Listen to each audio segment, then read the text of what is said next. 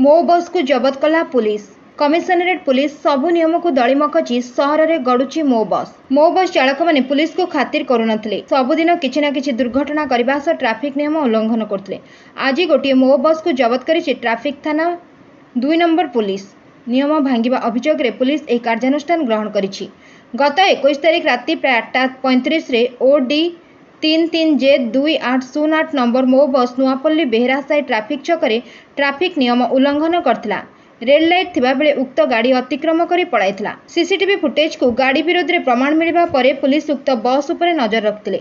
आज से गाड़ी को जबत करा जाइछि। एथिसह संपृक्त चालकଙ୍କ विरोध में ट्रैफिक पुलिस आईनगत कार्यानुष्ठान ग्रहण करिछि। एने ट्रैफिक डीसीपी कहिसंती नियम समस्तଙ୍କ ପାଇଁ समान। जदि कौनसी चालक नियम उल्लंघन करे ताहले तांको विरोध में कार्यानुष्ठान नियाजिबो। जदि मो बस चालक एकाधिक बार नियम भांगिबे ताहले तांको ड्राइविंग लाइसेंस बातिल पे आमे आरटीओ को लिखिबु।